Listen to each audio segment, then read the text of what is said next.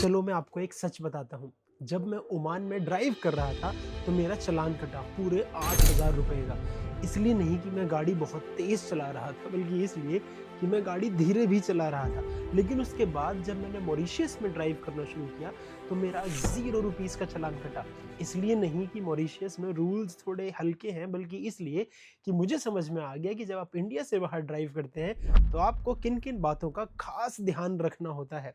तो इस वीडियो में मैं आपको बताने वाला हूं कि अगर आप भी इंटरनेशनल ड्राइव करने का सोच रहे हैं, कार या स्कूटी, तो आपको भी इन खास बातों का ध्यान रखना होगा जिससे आपका टाइम, टेंशन और पैसा तीनों बच सकते हैं। तो चलिए बिना किसी देरी के शुरुआत करते हैं और आपको बताते हैं कि आपको ड्राइविंग करते टाइम किन बातों का ध्यान रखना चाहिए। नंबर 1, आप कार रेंट क्यों करते हैं? मैं और गगन पब्लिक ट्रांसपोर्ट के बहुत बड़े फैन हैं, लेकिन कुछ कंट्रीज ऐसी हैं जहां पर आपको लास्ट माइल कनेक्टिविटी नहीं मिलती। फॉर एग्जांपल ओमान में पब्लिक ट्रांसपोर्टेशन उतना स्ट्रांग नहीं है, तो आपके पास सिर्फ फिर दो ही रास्ते बचते हैं कि आप कोई ड्राइवर हायर करें या फिर आप अपनी खुद की गाड़ी रेंट पर लें। हमारा ऐसा मानना है कि जब आप खुद की गाड़ी रेंट पर लेते हैं तो आपके पास ज़्यादा फ्रीडम होती है और आप अपने पेस पर अपने तरीके से उस कंट्री को एक्सप्लोर कर सकते हैं। तो इसीलिए हमने ओमान में अपनी गाड़ी रेंट पर ली। और मॉरिशस में भी सेम ही रीज़न है कि आपको लास्ट माइल कनेक्टिविटी नहीं मिलती है। और साउथ अफ्रीका में हमारी गाड़ी रेंट करने का रीज़न ये था कि वो कंट्री थोड़ी सी अनसेफ मानी जाती है, तो हमें लगा कि भाई सबसे सेफ तरीका है अपनी खुद की गाड़ी में साउथ अफ्रीका को एक्सप्लोर करने का, इसीलिए हमने गाड़ी रेंट पर ली। तो अलग अलग कंट्री में अलग अलग रीजंस हो सकते हैं या आपकी अपनी चॉइस हो सकती है और आप उस कारण से गाड़ी रेंट पर ले सकते हैं। अब अगला क्वेश्चन आता है कि गाड़ी रेंट पर लेने के लिए सबसे इंपॉर्टेंट क्या है? सबसे इंपॉर्टेंट है आईडीपी, यानी कि इंटरनेशनल ड्राइविंग परमिट। ये एक ऐसी बुकलेट वाला लाइसेंस आपको मिलता है जो मल्टीपल कंट्रीज में एप्लीकेबल है। आईडीपी के ऊपर हमने बहुत डिटेल में एक वीडियो बनाया था जिस पर काफी सारे लोगों ने क्वेश्चन किए। उन्होंने क्वेश्चन किए कि भाई ओमान तो प्रोहिबिटेड लिस्ट में आ रहा है, रिस्ट्रिक्टेड कंट्रीज में आ रहा है, तो ओमान के लिए अब कैसे आईडीपी अप्लाई करें? मेरे पास तो इंडोनेशिया का या मेरे पास थाईलैंड का वीजा ही नहीं है, अब मैं कैसे आईडीपी अप्लाई करूं? तो आईडीपी अप्लाई करने के लिए ज़रूरी नहीं आपके पास वीज़ा होना चाहिए। दूसरा, ज़रूरी ये भी नहीं है कि आप अगर ओमान जा रहे हैं तो आपको ओमान के लिए ही आईडीपी अप्लाई करना है। आप किसी भी कंट्री के लिए आईडीपी अप्लाई कर सकते हैं और आईडीपी 200 से ज़्यादा, यानी कि ऐसा बोलते हैं कि 200 से ज़्यादा जगहों पर आईडीपी वैलिड है। तो यानी कि आप आईडीपी अगर इंडोनेशिया के लिए अप्लाई किया है वो 1 साल के लिए वैलिड होता है। उस साल के अंदर आप ओमान भी जा सकते हैं, आप साउथ अफ्रीका भी जा सकते हैं, आप बहुत सारी कंट्री जा सकते हैं और आप आईडीपी इस्तेमाल कर सकते हैं। आईडीपी को लेने के लिए आपको बहुत सिंपल स्टेप्स का फॉलो करना पड़ता है, जिसके ऊपर एक डिटेल वीडियो का आपको लिंक यहाँ नजर आ रहा होगा। आप जाकर डिटेल में देख सकते हैं कि अगर आपको आईडीपी लेना है तो आप कैसे लेंगे। आईडीपी का पूरा प्रोसेस डिजिटल है कुछ स्टेट्स में इंडिया में। फॉर एग्जांपल दिल्ली में जब मैंने आईडीपी के लिए अप्लाई किया मुझे कहीं जाने की कोई ज़रूरत नहीं पड़ी और मात्र 1,000 रुपये मेरी फीस लगी थी और मेरे को आईडीपी मिल गया था। हाँ, लेकिन अगर आप अलग अलग सिटीज़ में हैं तो वहाँ के रूल्स अलग हो सकते हैं। फॉर एग्जांपल हरियाणा में आपको मेडिकल चेकअप कराना होता है, तो कंप्लीटली डिजिटल प्रोसेस नहीं है। किसी किसी स्टेट में आपको एक सिंगल पेपर मिलता है आईडीपी के नाम पर और काफ़ी सारी कंट्रीज उस पेपर को नहीं मानती। अगर आपको एक बुकलेट मिले आईडीपी की तो वो बुकलेट ऑलमोस्ट सारी कंट्रीज में एप्लीकेबल है, एक्सेप्टेबल है। तो अगर आपके स्टेट में वो चीज़ नहीं है तो आपको थोड़ा सा एक डाउट में आप रह जाएंगे और आपको अपने ही आरटीओ से सॉर्ट आउट करना पड़ेगा कि मुझे बुकलेट चाहिए तो मुझे वो कैसे मिलेगी। आईडीपी अप्लाई करने के लिए आपको इस वेबसाइट पर जाना है, ये लिंक डिस्क्रिप्शन में भी मिल जाएगा। आप वहां जाकर क्लिक करके अपना प्रोसेस शुरू कर सकते हैं। आप अपना स्टेट सिलेक्ट करेंगे और आपके स्टेट के लिए आईडीपी अप्लाई करने के लिए क्या क्या डॉक्यूमेंट चाहिए, क्या प्रोसेस है, क्या मेडिकल सर्टिफिकेट रिक्वायर्ड है या नहीं, वो सब कुछ आपको पता लग जाएगा। फॉर एग्जांपल दिल्ली के लिए आपका जो मेडिकल सर्टिफिकेट है वो भी आपका सेल्फ डिक्लेरेशन की तरह है कि I am certifying that I have none of these problem और मैं हेल्दी हूँ ड्राइव करने के लिए, प्लीज इशू आईडीपी। तो ये प्रोसेस है। आईडीपी आपको, कुछ मेरे फ्रेंड्स हैं जिनको 3 दिन के अंदर अंदर आईडीपी डिलीवर हो गया, लेकिन मेरे केस में it took me approximately 20 days, क्योंकि जो कुरियर था वो post office to post office to post office घूमता रहा और मेरा आईडीपी नहीं पहुंचा। तो आपको मेरी रिकमेंडेशन ये रहेगी कि अपने ट्रैवल से लगभग 1 महीना पहले अगर आप आईडीपी अप्लाई कर देंगे तो आप पीस ऑफ माइंड में रहेंगे और आपको आईडीपी टाइमली डिलीवर हो जाएगा। और जरूरी नहीं है कि हर कंट्री आपसे आईडीपी मांगेगी। फॉर एग्जांपल साउथ अफ्रीका में आपका इंडियन लाइसेंस चलता है, मॉरिशस में आपका इंडियन लाइसेंस चलता है, आईडीपी नहीं चाहिए होता है। ओमान में भी अगर आप जाकर किसी कार रेंटल कंपनी से कार रेंट पे लेंगे, हो सकता है वो भी आपसे आईडीपी ना मांगे, लेकिन अगर पुलिस ने आपको पकड़ लिया तो आईडीपी आपको लीगली सेफ गार्ड करता है। तो मेरी रिकमेंडेशन रहेगी, इवन इफ वहां पर आपको आईडीपी नहीं चाहिए तो भी आप आईडीपी अप्लाई करके ही जाना। और आजकल थाईलैंड और इंडोनेशिया में तो आईडीपी दबा के चेक कर रहे हैं और चालान काट रहे हैं। तो अगर आपको इन चालान से बचना है तो आईडीपी आपके लिए बहुत ज्यादा इंपॉर्टेंट है। अब हम चलते हैं अगले टॉपिक की तरफ। सबसे कंफ्यूजिंग चीज क्या है इंटरनेशनल ड्राइविंग में, कि भाई लेफ्ट साइड है, राइट साइड है। Majority of countries right side drive करती हैं, लेकिन इंडिया के साथ साथ कुछ 70+ ऐसी जगहें हैं जहां पर लेफ्ट साइड ड्राइविंग है। तो जिस जिस जगह पर ब्रिटिश ने रूल किया है तो उन्होंने अपनी लेफ्ट साइड की ड्राइविंग छोड़ दी है वहां पर। अगर ब्रिटिशर ने इंडिया पर राज नहीं किया होता, शायद हम भी बाकी पूरी कंट्रीज की तरह राइट साइड ही ड्राइव कर रहे होते। तो अब आपको जो डिफिकल्टी आएगी वो ये आएगी कि भाई हमारा जो इंडिकेटर है वो राइट साइड में होता है, लेकिन जब आप राइट साइड ड्राइविंग कर रहे होते हैं तो आपको लेफ्ट साइड में इंडिकेटर आ जाता है, वाइपर राइट साइड में आ जाता है। तो आप इंडिकेटर की जगह वाइपर चला रहे होते हैं और वाइपर की जगह इंडिकेटर। ये सबसे कॉमन प्रॉब्लम है।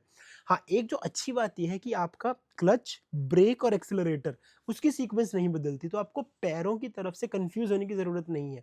सिर्फ आपके जो हाथ के कंट्रोल है, जो आपका स्टीयरिंग है, वो दूसरी साइड में आ जाता है। तो मैं इस प्रॉब्लम को कैसे सॉर्ट आउट करता हूँ, जब मैंने पहली बार इंटरनेशनल ड्राइव मैंने ओमान में किया और वो भी राइट साइड ड्राइविंग थी। बैठते सबसे पहले तो मैं बहुत कंफ्यूज हुआ। 3 चीजें मैंने अपने दिमाग में डाली कि मैं तो जोर जोर से बोलता गया लेफ्ट लेफ्ट लेफ्ट, तो मैं समझता गया कि मुझे ऑपोजिट चलना है अपने इंडिया के कंपैरिजन में। दूसरा, मैं आसपास की गाड़ियों को ट्रैक करता गया कि जब उनको राइट मुड़ना है तो वो क्या कर रहे हैं, उनको लेफ्ट मुड़ना है तो वो क्या कर रहे हैं, तो मैं उनको फॉलो करता गया। और तीसरा, जब आप आधा घंटे करीब ड्राइव कर लेते हैं तो आप ऑटोमेटिकली धीरे धीरे अकस्टम हो जाते हैं। और आप नाइट ड्राइव मत करना। फॉर एग्जाम्पल, आपने आज पहले दिन कहीं इंटरनेशनल कंट्री में जाके कार रेंट पे ली, ऑपोजिट साइड ड्राइविंग, यानी इंडिया में लेफ्ट साइड है वहाँ राइट साइड है अगर, तो नाइट ड्राइव मत करना।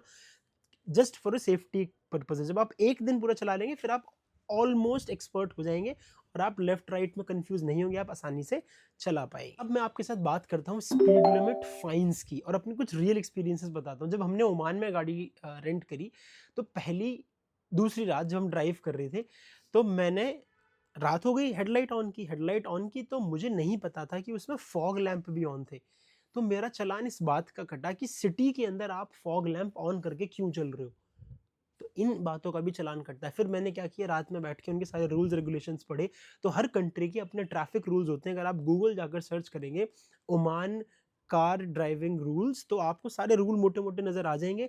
आप उनको पढ़ के इजीली समझ सकते हैं कि क्या रूल्स आपको फॉलो करने हैं।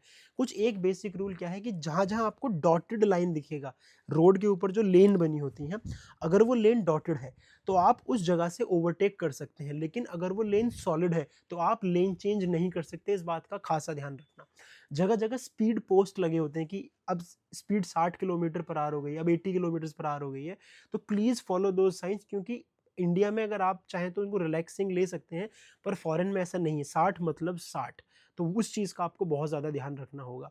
तीसरा, इंडिया में आपका चालान कटता है हाई स्पीड पर, कि आप तेज चलाते हैं तो। लेकिन ओमान में जो मेरे 8,000 रुपये का चालान कटा, जिसमें से 2,000 रुपये था फॉग लैंप का और जिसमें से 5,000 रुपये था स्लो ड्राइविंग का और 1,000 रुपये था फास्ट ड्राइविंग का। यानी कि अगर ओमान में किसी जगह की स्पीड लिमिट 60 है और अगर आप 30 चला रहे हैं तो भी आपका फाइन कट जाएगा। आपको 50 से 60 के बीच में ही मेंटेन करना है। आप 60 के ऊपर नहीं जा सकते, आप 50 के नीचे नहीं आ सकते। तो इस चीज का आपको खास ध्यान रखना पड़ेगा कि कंट्री में मैक्सिमम लिमिट क्या है, किस लेन की मैक्सिमम लिमिट क्या है। तो आपको उस लिमिट के अकॉर्डिंग ही अपने आप को चलाना पड़ेगा और ओवरटेकिंग का खासा ध्यान रखते हुए जहां ओवरटेकिंग स्पेस दिया है सिर्फ वहीं चलाना। तीसरी बात, इंडिया में जैसे हम हर बात पे हॉर्न बजाते हैं, हॉन्किंग बहुत है, तो कल्चर ऐसा बन चुका है कि हॉर्न का सिंबल है मैं हूं। हम सब ये बताते हैं कि भाई बच बच के रहना, मैं आ रहा हूँ। फॉरेन में ऐसा नहीं है। आप अगर हॉर्न बजाते हैं तो वो एक माना जाता है कि आप गाली दे रहे हैं सामने वाले को, यानी आप बहुत अग्रेसिव हैं, यानी सामने वाले ने कोई बड़ी गलती कर दी है। तो हॉर्न का इस्तेमाल मत करना, तब करना जब सामने वाला बिल्कुल ही आपको लगे गलत चला रहा है, गलत काट रहा है। और अगर आपको भी किसी ने पीछे से हॉर्न मारा तो समझ जाना कि कोई तो गलती करी है बिड़ू आपने, तो थोड़ा कॉशियस हो गया, अपनी गलती को करेक्ट कर लेना। तो अब बात करते हैं रेंटल कंपनीज की। जनरली हमने जितनी भी बार कार रेंट की है हमने ऑफलाइन जाके की, यानी कंट्री में लैंड करने के बाद एयरपोर्ट के सामने हम बूथ ढूंढते हैं और वहां से अपनी कार रेंट पर लेते हैं। लेकिन 3-4 कंट्रीज़ में चला के ये समझ में आ गया है कि यूरोप कार एक ऐसा ब्रांड है जो आपको ऑलमोस्ट हर कंट्री में नज़र आएगा। बहुत प्रोफ़ेशनल है और आपको हर जगह अच्छी सर्विसेज़ प्रोवाइड करता है।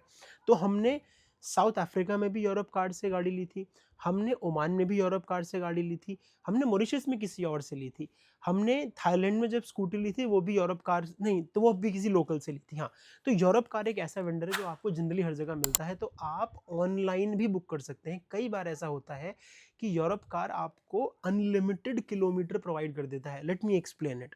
जब आप गाड़ी रेंट पर लेते हैं तो मेजॉरिटी ऑफ द कंट्रीज आपको 200 किलोमीटर पर डे की लिमिट देती है। यानी अगर आपने 10 दिन के लिए कार रेंट की है तो 10 multiply by 200 is equal to 2000 kilometre. तो आप 2000 किलोमीटर से ज़्यादा नहीं चला सकते। अगर ज़्यादा चलाओगे तो पर किलोमीटर आपको उस कंट्री का जो भी रेट है उसके हिसाब से आपको पे करना पड़ेगा जब आप ऑफलाइन बुक करते हो तो। लेकिन कुछ केसेस में ऑनलाइन आपको ये लिमिट नहीं मिलती, यानी यू कैन ड्राइव 3000-4000 किलोमीटर, तो आप वो एक टेंशन फ्री रह जाते हो। तो ये एक इंपॉर्टेंट चीज़ है जो आप याद रखना। आप जब ऑनलाइन बुक करोगे तो कुछ एग्रीगेशन प्लेटफॉर्म भी हैं जो एग्रीगेट करते हैं सारे कार रेंटल को, आप उनको भी ट्राई कर सकते हैं और वहाँ से भी कार रेंटल पर ले सकते हैं। कार रेंटल करते टाइम एक इंपॉर्टेंट चीज़ है वो है डिपॉजिट, और हर कंट्री का रूल अलग है। फॉर एग्जाम्पल ओमान में मेरे से इन्होंने कोई डिपॉजिट नहीं लिया था, लेकिन साउथ अफ्रीका में इन्होंने मेरे से 3000 रैंड डिपॉजिट करवाया था।